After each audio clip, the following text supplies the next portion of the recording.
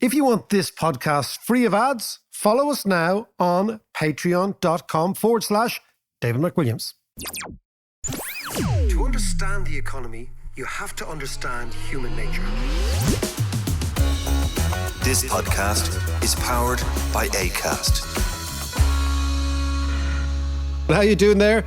It is podcast time, and what a week we have seen. First of all, in Ireland, we're going to be talking about the main issue. This podcast is we're going to talk about why immigrants make you rich, why immigration is good for society, why immigration is undoubtedly good for the economy, where growth comes from, why immigrants tend to start companies. I'll just give you a quick statistic before we go. So there's a lot of nonsense been spoken about immigrants and the idea that these people are scroungers or leechers or dossers.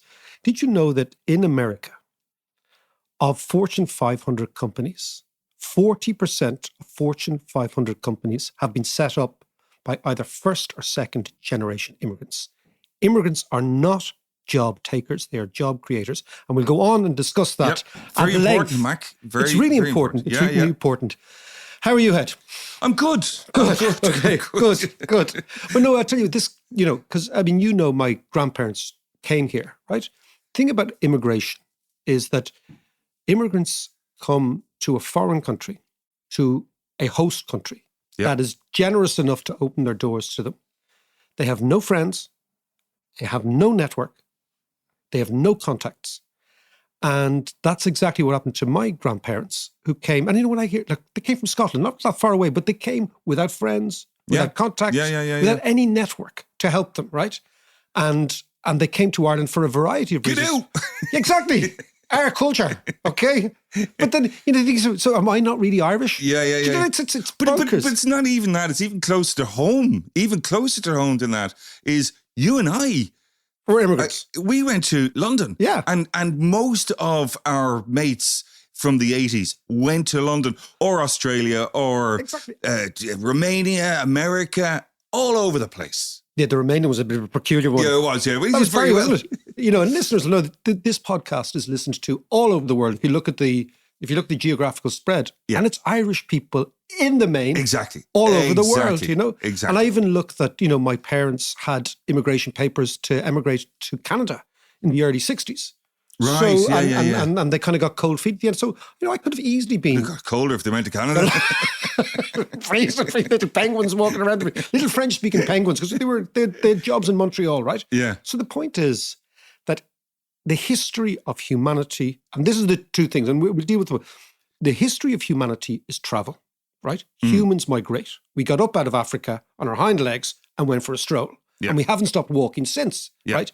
But the other history of humanity is tribal behavior. So you've got these two things hitting each other. It's pulling up the drawbridge business. So the humans want to travel. We are curious. We are adventurous. We are opportunistic. We want to break out of the tyranny, many of us do, of our hometown, our home country, and we want to make a life for ourselves. This sort of idea of striving. Then the other side is we also like, as a social animal, to be quite tribal. And it's these two things are rubbing up against each other. But what I want to do in this podcast is I want to nail the idea, for once, that immigrants leech off society. Because that is the message that has been given to people. It's an easy message to accept. And if you look at the data, and that's the one thing about economics, it lives or dies by statistics and facts and data and numbers. And if you look at the data, it is unambiguous that immigrants, maybe because of the inner fire in their belly, when they leave their country, that immigrants change the host society for the better. And on an economic basis, every single metric is overwhelmingly pro-immigration. Yeah. So it's important to actually come out of that. I was just going to say, just on that point, the very fact, the energy and the initiative that it takes to actually get up off your arse and go. And go. And you go not to leech off somebody else. Nobody goes to leech. You go for a reason. And the reason is to better yourself and, you better the community that you enter. You're absolutely right. You're absolutely right. We're going to come back to this. One of the statistics on that is welfare tourism, John. Yeah. The European Foundation has shown, right? So one of the big myths is that, people from Eastern Europe come to Western Europe because our welfare is better. And that is, you hear that all the time, particularly in sort of racist nationalist politicians. The data says the opposite, that immigrants from Eastern Europe are far less likely to be depending on welfare than anybody else. But we'll go through the figures. But there is one thing to say at the very, very start, right, is that all of us Irish people have a brush with an experience of immigration. Whether unusually a wee bit like me, you're actually somebody whose grandparents, bizarre decision to take to emigrate into Ireland in 1910. This is not the most clever move in the whole world, right? So there's some of us have that background, but most of us have the opposite experience, which is having gone to other places. So it's not that we should be aware of our history, but our history echoes the idea that we were those people. And not only that, there's a great line in the Louis MacNeice poem, Dublin, which is, I'll read, it's the last verse of the poem. It's one of my favourite poems. Fort of the Dane, garrison of the Saxon, Augustan capital of the Gaelic nation, appropriating all the alien brought. You give me time for thought, and by the juggler's trick you poise the toppling hour. O greyness run to flower, grey stone, grey water, and brick upon grey brick. That's our city. That's Dublin. That's our city. Louis MacNeice. Exactly, and it always has been welcoming foreigners. And I'm fucking evidence of that, right? Yeah. So let's look at what's going on right now. The first thing to point out is that there has been a very big increase in immigration in the last 12 months. So this is why I think these senses are really heightened. And it's true. If you just look at the numbers, right? 120,700 immigrants arrived in Ireland in the last 12 to 18 months, right? And the reason it's a bit different is we've got accurate data up until April of last year, and then we've more sort of estimates, right? That is a 15-year high. The last time that amount of immigrants came in was 2007, 1 year before the Great Crash. And they came in here to basically work on the sites. Yes. Right? Yeah. So that is true, okay? It's the second largest year of immigration in the last 30 years. So that is a fact. The country is now experiencing much more immigrants, right?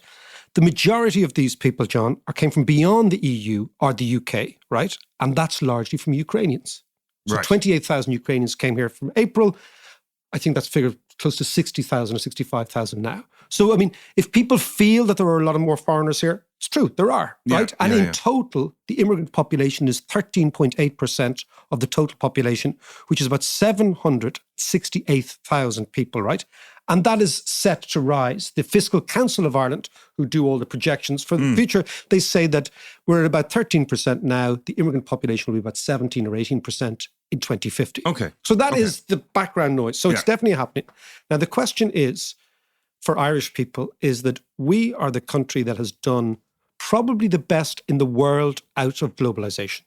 Probably the best in the world. So in the last 30 years, the living standards of this country have expanded dramatically, the opportunities, all that stuff.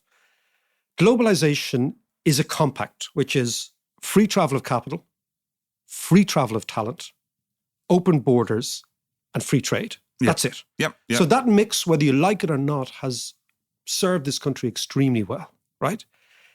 You cannot have free capital coming in, investment, multinational companies, all that stuff, and block immigrants. Yeah. You just can't have it. Now, it doesn't mean you don't have an immigration policy. You have to have some sort of immigration policy.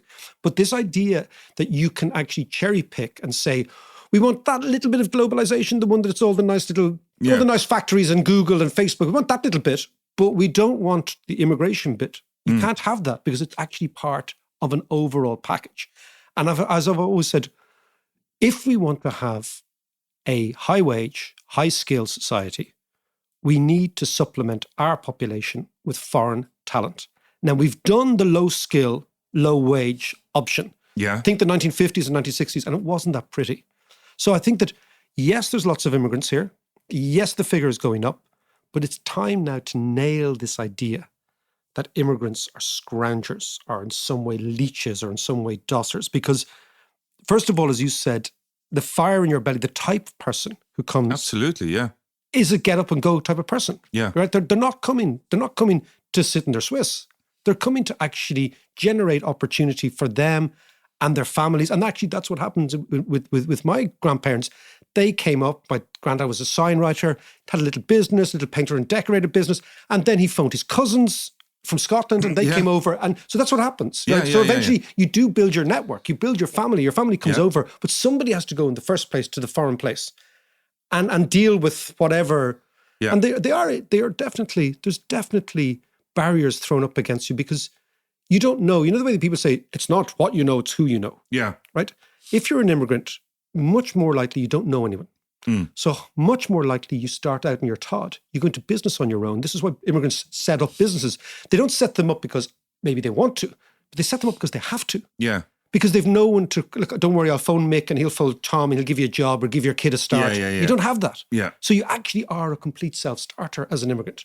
And that's psychologically a totally different place to be. Absolutely. And it's like, so there's none of the kind of the old school network kind of thing going on. Exactly. There's the old school tie, the boys, that doesn't work. There's a restlessness in immigration. Yeah. And there's an honesty and there's also a fairness in immigration. Well, give us some of those figures. Well, I mean, so first thing we've got to see is that the most recent arrivals in Ireland, right? 70,300, that's 58% of them have third level degrees. Right. Now, Ireland is already the most educated country in Europe, with 53% of us have third level degrees, which is phenomenal, right? And that again is an achievement of globalization. Yeah. Because when I went to university, and think about it, when I went to university in 1980s, 12% of Irish people went to university. Yeah. It's now over 50. So this is a huge change. But still, despite that, immigrants, a higher percentage of the immigrants coming in have a higher level of education. Now think about how that benefits us. We are getting educated, talented, skilled people whose skills and education and talent has been paid for by somebody else's taxes. Yeah. So it's a free lunch. Is there a breakdown of what kind of qualifications? Well, if you look at, for example, the ICT, right, the tech world, right, already 34% of all workers in Irish tech are foreigners. Right, 34%, yes, of course, right? Of course, yeah. And if you talk to the National Skills Council, they keep saying we have shortages. We need shortages in IT technicians with foreign languages, with data analysts, software developers, with IT engineers, right? Where are these people going to come from? Yeah. Like we need them. We're not churning out We're enough not churning of them. out enough of them, right? So we have this strange combination. The demand in Ireland, which is a great thing, is too strong. Now we know what it's like to have too little demand for labour. That's called unemployment. Yeah. And we experienced this. So this is a problem of strength. So if you look at these, and another fascinating idea here is that this comes back to the scroungers, right? Immigrants. Did you know, right? And this is, again, these are facts. This is not just conjecture, right? That 77% of all immigrants go to work every day in Ireland, as opposed to 63% of the native Irish. Now that is phenomenal. Really? So basically the labour force participation, right, in this country is 63% of native Irish people go out. Now that's a function of the fact that there's lots of old people, there are young mothers at home, etc. But in terms of the dynamic, right, 77% of all immigrants go to work every day. 63% of us go to work. So who's paying for who? Okay, Mark, hang on. So that's I know this is a tricky one. It's called the labour force participation rate. Okay, so that 63% is out of the entire population. Yes. But the entire population who are available for work. So basically what you're talking about is people from the age of, let's say, 16 to 65, which is the pension age. Yeah. Right? But you are right. Because immigrants tend to be younger. Yes. And because a lot of immigrants, so for example, a lot of that Irish figure are people who've retired early. Yeah. Or are actually ill, right? That can't go out to work, that are ill. Or they are young mothers staying at home because they've got families. That changes. Okay, right. So, because all of the immigrants coming are here to work, every single one of them. Precisely. They're not coming here. And, so it's bound to be a little higher. And so for example, then there's another figure, right, which the amount of immigrants who say they are not available for work. They've actually excluded themselves. Right, okay. That's 18%. As opposed to 24% of Irish people, the whole population, who've excluded themselves. Right, okay. So what you have is, it's very clear that immigrants are working more, right? And this, and again, they're up for it. And if you look again at the skill level, what is amazing is that immigrants from either Asia or North America in Ireland are much more likely than local people to be working in professional or what we call higher skilled technical jobs because they're better educated. Yeah. But does that not depend on whether they're from Europe or outside of Europe? Yeah, it does actually. And this is another fascinating statistic, which is that immigrants from within the EU are more likely to get a job when they arrive here. Right. But the immigrants from outside the EU, when they actually get a job, are more likely to have a job in a higher paying and more professional and or higher skill job. Okay. So what's happening is these are mainly Indians, Pakistanis, Chinese, right? They find it hard to get a job now for a variety of reasons, right?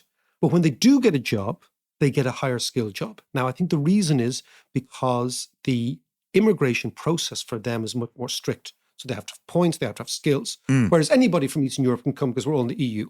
But what you're seeing is the complexion of the immigrant in the working population is A, much more likely to work in the first place and pay taxes for the rest of us. And B, is much more likely to be bringing a higher level of skills, which have already been paid by another education system, not ours. Right. So this is a huge transfer of wealth to us, of potential wealth. Okay, can I ask you then, from an education perspective then, there's a lot of immigration into Ireland of students, people coming here to get their third level degrees. Talk to me about that, and how many of them then stay on? Well, this is a fascinating. We don't know how many stay on, because the data is it's good, but it's not absolutely great. And I'd say a lot of the survey data and whatever. But we know that 32,000 international students are here in our universities. 32,000. They're all paying fees. Yeah, they keep the universities open. I know. I teach them in Trinity. They're paying fees, right? Also, 100,000 students are here learning English as a foreign language. 100,000. Yeah. Now, just imagine that they're going out every day. They're buying lunch. They're working in bars. They're renting houses. Doing everything. These are all contributing enormously to the society. Yeah. And also, when you think is what drives economics, and this is something we rarely hear about immigration, are networks, right? That when a country is extremely plugged into the global world and networked into the global world, it's much more likely that businesses, international businesses, are going to set up there, because people from the other part of the world who come here, who do well, set up business to trade with the other part of the world. So it's a self-reinforcing economic dynamic, which is, again, overwhelmingly positive. And if you take those people we're talking about, those immigrants coming in, and you look at, let's say, for example, the amount of businesses they create. And what I was saying about my grandparents is the chances of an immigrant starting a business or just going out on his own or her own, i.e. not being a burden to anybody else, is much higher, because you don't have, as you say, the old school tie. You can't ring Mick and John. You know, give my young fella a job, even though he's, useless, but he's, Yeah, he's very, very good under the high ball. Do you know what I mean? Like that sort of stuff, okay? So, but if you think about it, right? I said at the top, I'll say it again. In the States, 40% of Fortune 500 companies were founded by first or second generation immigrants.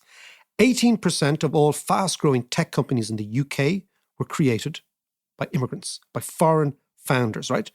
In Ireland, a quarter of all startups are founded by foreigners. Quarter. Wow. Right? Wow. Okay. That's a good In the stat. United States, think about this, a quarter of all Nobel laureates were born outside the United States. So imagine the types of people that are coming in, and they're coming in here. And if you look at the American Economic Association, which is kind of the holy of holies of economics, said that it's a US immigrant has an 80% higher chance of starting a business than a local native, right? So the dynamic there is extraordinary when you think about it, right? What you have is that these people set up businesses. They go out on their own. As you said, it's the fire in your belly. You're going out to change the world. We always know, when my mum was young, there was a great, did you ever hear of the Dagenham Yanks, John? The Dagenham, no. Right, so this is a great Dagenham, right? mate. Yeah, Dagenham, right. Oh, West lovely. So Dagenham was the biggest Ford factory in the world outside the United States after the Second World War. Right. And loads of lads, because mum's from Cork, right? And she had a bar in Cork. So loads and loads of lads from Cork went over to work in Ford's, because there was a Ford factory in Cork as well. Yeah. They went over to Dagenham. They came back to Cork every summer, right? In zoot suits, right? Do you remember the Brat Pack, right? The Brat Pack, right? So they modelled themselves on, Dean Martin. Mods. Yeah, they were mods. They modelled themselves on Dean Martin and the Brat Pack, right? Yeah. In their suits, right?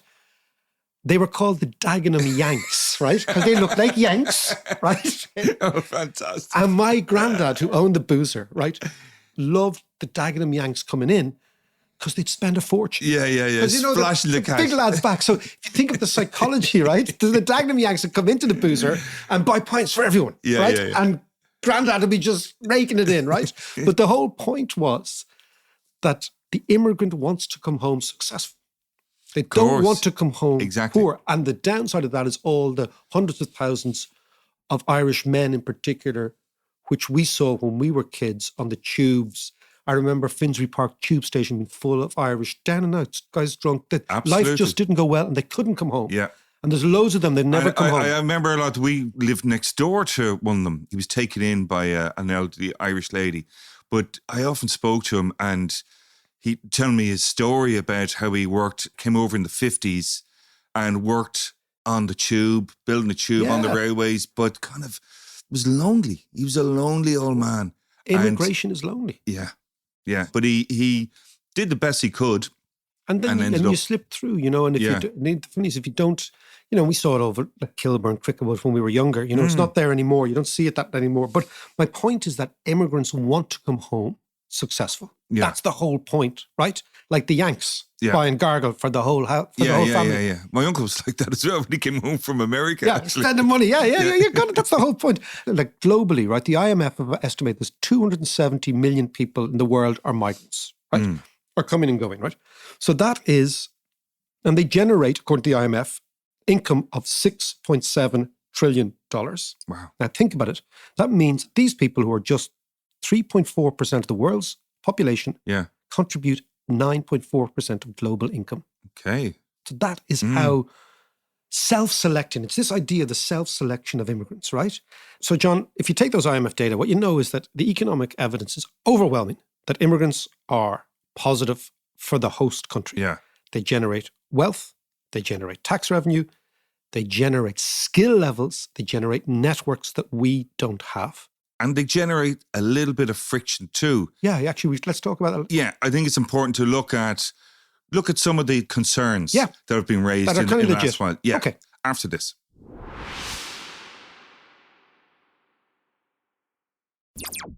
Mac, have you ever experienced racism?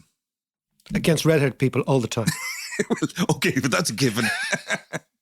No, but really in London or in any of your... No, and it's a really interesting thing. I always remember talking to older Irish people in London. I mean, well, I have told you the story about what I was called. I don't think I've told you that. So I was working the trading floor. Yeah. If you can call this racism, it is, but I don't think it is. It was during the early 90s when the IRA were putting all those bombs in the city of London. Yeah. And I'd come in and I was the only Irish person there, right? Yeah. On the trading floor.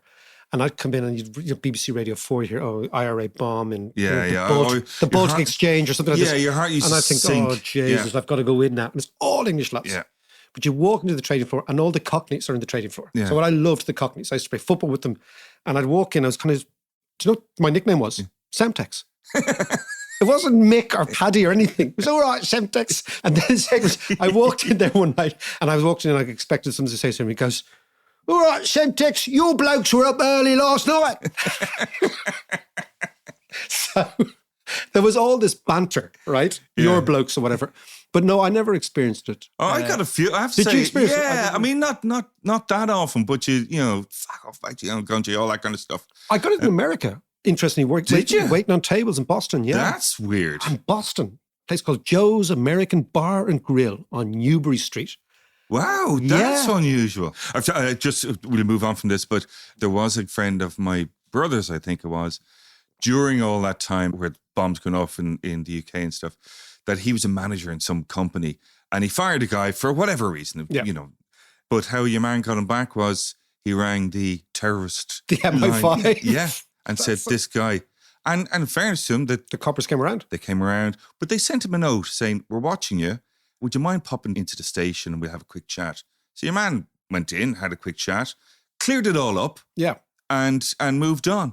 Yeah. But they had to check him out. That's amazing. But that is amazing. Incredible. That is amazing. But I don't think so. I actually think, interestingly, I've thought that for our generation and younger, being Irish is a huge plus around the world. Yeah. It definitely wasn't and we'll talk about the Irish in America in the 1850s before we go at the end of this podcast, and what racism is really like when you experience it as a race, right, as an ethnic bloc. Yeah. But I've always thought that Irishness now, in our generation and certainly younger generation, is like an attribute. It's a positive attribute. It's like being I've always thought it's like being a 2-footed footballer. You know, a fella who play left and right, right? Yeah. Okay, because it gives you a certain intro. I remember I was interested in England, certainly because England was so class-based. What I found really intriguing is they couldn't place us. They didn't know we were posh paddies, we were poor paddies, we were paddies on the make, right? All that. And that was quite interesting. It was quite perplexing for them because accent and pedigree and all that stuff is so essential there. But I think now being Irish around the world is not a race issue anymore. It's almost positive attribute that you have. Ability to get on, there are some races are very good at globalization. And interestingly, old races who used to be top dogs, like French and Germans, they're not great at globalization. They don't travel a huge amount. They've found it very difficult. Their politics is racked with all the stuff we're going to talk about, which is, the race issues, and our position is gone. Like Brexit is a great example of a country that didn't do well out of globalization, even though Britain's very globalized. But the narrative they bought into was that globalization is a threat to us. We, on the other hand, are very good in a globalized world. Yeah, but isn't it weird then that of some of the things we've seen over the last while? This is why it's so weird. Of people saying burn them out and calling them all sorts of names, and this is all about our culture and all this kind of. What does that mean?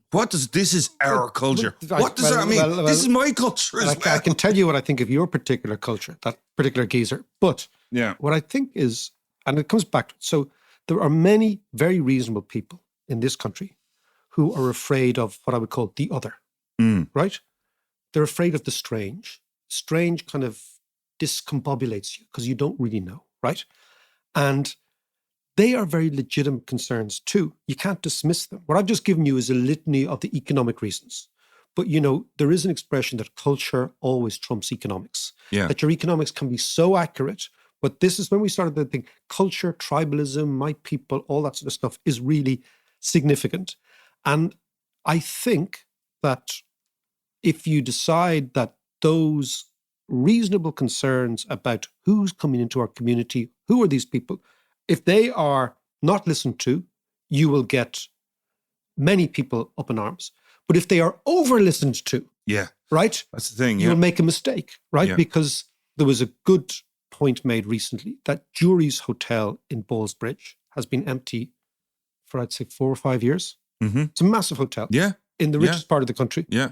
Put immigrants in there. Absolutely. So that people from Finglas don't feel that they're being put upon. Well, you see, that's the thing that always gets me. I know there was a proposal for that, and the locals were up in arms and threatened to sue the government and all that kind of stuff, which makes them as bad as the lads from Finglas saying out, out, out. And burn them out. Well, I mean, it's the lads from Finglas fighting the streets, the lads from Aylesbury Road fighting the courts. Yes. And that's the difference. But look, the David McWilliams podcast calls on the government. No, it doesn't. Spread immigrants around rather than throwing big groups of people into the centre of communities without even consulting communities. But also, I think that it's important to keep stressing that you can't cherry pick on this globalization game.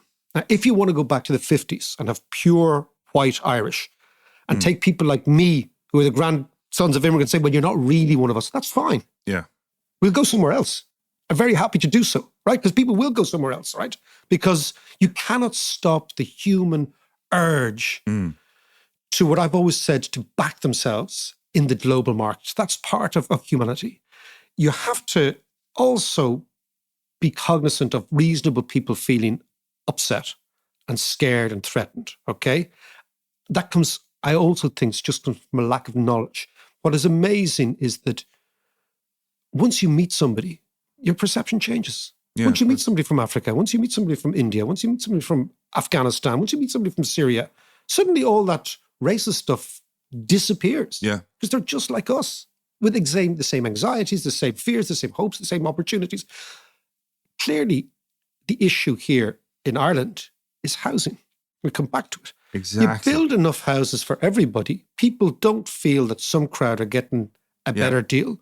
But the idea that the society and the economy will be made richer without immigrants and therefore more secure and more safe for the average person is completely an anathema. And I think, we've got to be very, very aware of this. I'm going to give you a quote, right, from Abraham Lincoln, John. Right. The book that I love to quote on immigration is this book by Noel Ignatieff, How the Irish Became White. Yes. And it's the story of the Irish in America. And I think it's really important for us to get it right. So in the 1850s, right, the Know-Nothings, I've talked to you about this. Yes. There's the League of the Star-Spangled Banner. Yeah. These are the WASPs. These were the WASPs. They were more or less interesting. They were Scots-Irish. They were Nordy and Scottish Presbyterians. And they felt very threatened by the arrival of the Irish, right? So if I'll give you a figure, right? Between 1851 and 1860, 990,000 Irish Catholics in the main arrived in America. That is 83% of every immigrant in America in that decade was Irish. Wow. Right? So the WASP went bonkers. Okay. It's a lot of people. 83% were all Irish, right? Yeah. And as far as they were concerned, the WASPs, basically the people who'd won the American War of Independence, in fairness to them, they'd created their own new country. Yeah. They were profoundly threatened, right? Catholic churches were burned in Maine. Catholic priests were stripped and tarred, right? And Abraham Lincoln, the future president, Civil War leader, said something. He said, as a nation, we began by declaring, this is a quote, as a nation, we began by declaring that all men are created equal. We now practically read it as all men are created equal except for blacks. When the Know-Nothings get control, we will read all men are created equal except for blacks, foreigners, and Catholics. Is this what we want? And that is the key to the whole thing, is that that was Abraham Lincoln speaking in the late 1850s in reaction to burn them out type of movement, right? A nationalist, white, racist, sectarian movement that decided that its grievances were legitimate. And its grievances were actually moral as well. And I'll give you this. These are some great quotes, right? The idea of the black Irish in America, Eddie Murphy and these sort of guys. Yeah. How do black folk have Irish names, right? Their great grievance was that Irish people arrived in the States, they mixed with black people, right? And I'll give you a quote here from this book, right? It's really wonderful. On their arrival in America, this is how the Irish became white. The Irish were thrown together with black people on jobs and in neighborhoods with predictable results, right? The census of 1850 was the first to include a class that was called mulattoes. Yes. It enumerated 406,000 nationwide. These people had never been seen before, right? Including at least 15,000 in Pennsylvania, the largest number in any free state. Okay, so these were free states. There is no closer breakdown, but they made up little over a quarter of the state's colored population, right? So he goes on and on, talks about statistics or whatever. But then he goes, the Irish residents of this district, this is in Philadelphia, must have seen on the street a constant reminder of the fact and possibility of sexual union between European Americans and blacks. These were Irish people, right? And in general, this was recorded with great disapproval. Now, the point was, in New York, the majority, this goes on to say, the majority of mixed matings involved Irish women. Same is true in Boston, same in Philadelphia. The list of employees of the National Brick Company in 1856 includes a number described as of Irish nationalities who were also listed as mulatto, right? So this goes on. So what was also happening was the Irish were sleeping with blacks. And this was offending the WASP sensibility about the pureness of the race. Right. Because the WASPs wanted the white race to remain white. Yeah. Right? Yeah. Now, so there's all this in the mix, right? And this is the sort of stuff you're hearing now all the time, is like mixed race, et cetera, et cetera. This book is amazing because what it says is the Irish arrived, that 990,000 arrived, most couldn't speak English. They were Irish speakers. Right, yeah. Number one. They had no skills. They were absolutely destitute. They were in many cases incredibly sick, right? And they had no money. So what happens is you end up at the bottom of society. In the United States, in the free states, free black slaves were socially on top of them. They were carpenters, they were bricklayers, they were tradesmen, etc. Right? So you get this mix in the very, very poor areas. And people do what people do. Yeah. People sleep with each other. Yeah. And this profusion of, Shaq O'Neal and Eddie Murphy, this profusion of Irish names were the fact that they were the names of the Irish mums. And that's how it all emerged. So the Irish were a mixed race in America. And the book goes on to tell how we became white, because the Irish leaders figured out we need to be part of the white race at some stage. Okay. Because the Americans didn't see us as part of the white race.